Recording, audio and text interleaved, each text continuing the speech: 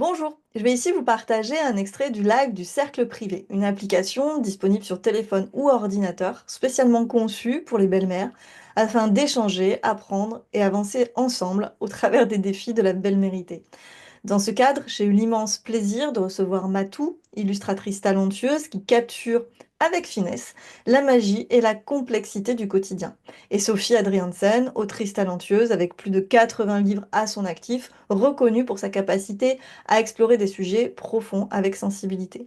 Ensemble, elles ont collaboré sur La Remplaçante, un roman graphique d'une justesse bouleversante sur la dépression postpartum. Et déjà dans ce livre, il y avait un petit clin d'œil pour les belles-mères. Dans le cercle privé, elles sont venues elles nous parler de leur nouveau livre qui s'appelle Figurante. Ce journal intime illustré raconte l'histoire de Anne-Laure, une femme devenue belle-mère avant d'être mère. Et à travers ses espoirs, à travers ses désillusions et ses émotions, Matou et Sophie nous offrent un récit profondément humain.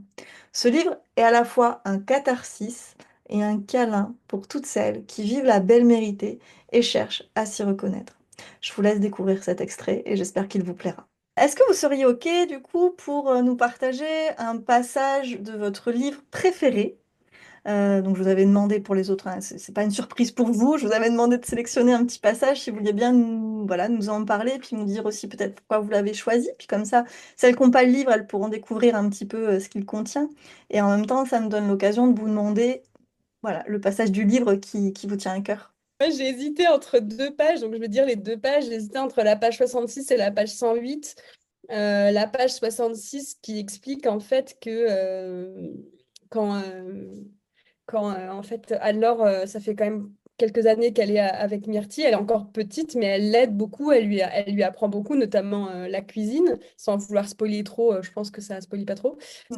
Et en fait, elle commence à être admirative et fière de ce que Myrtille devient, et elle se dit qu'en fait, elle y est aussi pour quelque chose, et je trouvais ça intéressant.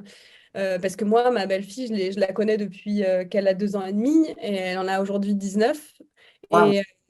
Et donc, j'aime bien me dire que peut-être je suis un peu dans quelque chose sur ce qu'elle est aujourd'hui. Alors, pas effectivement à 100%, loin de là, mais je veux dire, j'ai participé quand même à ce qu'elle est aujourd'hui et il faut en être fier et tout, je pense. Enfin, voilà, c'est quelque chose d'assez positif. Donc, voilà, il y avait cette page-là et puis il y avait la page 108. Donc, en fait, je suis obligée de partager deux morceaux.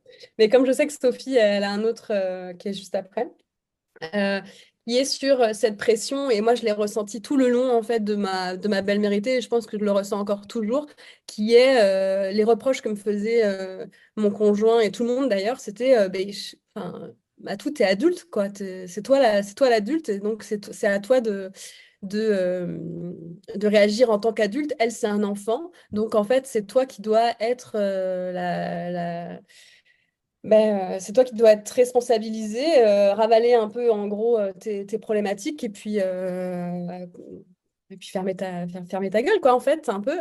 Et donc, voilà, cette page 108 qui dit où Anne-Laure dit qu'elle est effectivement adulte, mais qu'elle revendique son droit à la puérilité de temps en temps, comme tout le monde, et elle a le droit aussi d'être irresponsable et que c'est pas parce que, en fait, parce que c'est un peu facile, en fait, c'est-à-dire qu'on n'est pas mère et pour autant, on doit être, enfin, quand les parents nous le demandent, il faut qu'on soit responsable et enfin, il y a toujours cette espèce de pression, toujours d'être un être humain parfait parce que on a intérêt à bien élever un enfant, nous mettre la pression sur ce bel enfant qui n'est même pas notre enfant. Et voilà, je trouve que moi, ça a vraiment aussi été un point assez douloureux dans ma belle méritée. Donc, je trouvais que c'était intéressant de partager cette page aussi. Ah, merci beaucoup. Je sais pas si tu as vu dans le chat, c'est mais tellement entendu, tellement d'accord. On l'entend même quand on est déjà maman. Dans notre rôle de belle-maman. Et il y a Ouais. écrit aussi, surtout que les personnes ne se comportent pas du tout comme un enfant, quel sentiment d'injustice. Maintenant, du haut de mes 40 piges, je me dis, mais putain, en fait, j'étais hyper jeune, j'avais pas du tout conscience dans quoi je m'embarquais. Et surtout, en fait, j'avais encore plus le droit à cette puérilité, à cette attends, mais moi, je suis tombée amoureuse de toi très bien. Et c'est vrai que c'est une histoire d'amour de ouf et je regrette pas du tout. Mais bordel, laissez-moi juste. Ben, être une jeune femme de 25 ans, quoi. Et puis même aujourd'hui, être une jeune femme de 40 ans qui a envie de péter des câbles des fois quand elle a envie, quoi. Donc, Puis cette phrase donc qui est voilà. tellement infantilisante, alors non seulement ça aide pas la belle-mère à avoir un autre comportement, mais Mm, en plus, le problème, c'est si à l'intérieur de nous, on n'a pas une grande confiance, une grande estime de soi, et si déjà à l'intérieur de nous, on a une part qui se dit oh, t'es vraiment une gamine, alors là, c'est hyper violent, parce qu'en fait, la personne vient réveiller quelque chose chez nous qui vient tout faire flamber à l'intérieur, nous faire douter de nos émotions, nous faire douter mm, de ce qui se joue, nous faire douter de la légitimité de nos émotions, alors qu'on ne contrôle pas une émotion, donc mm, on... Voilà, et c'est hyper, mm. non, mais c'est hyper violent.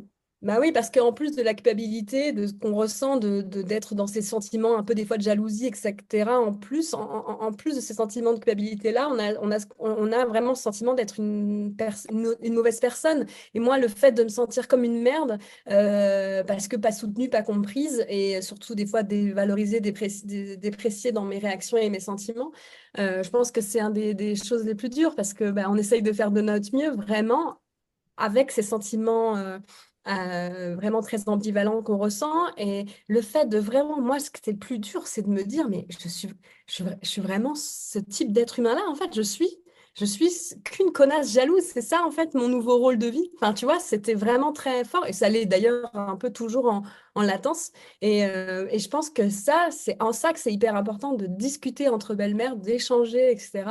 Et aussi de vraiment parler aux parents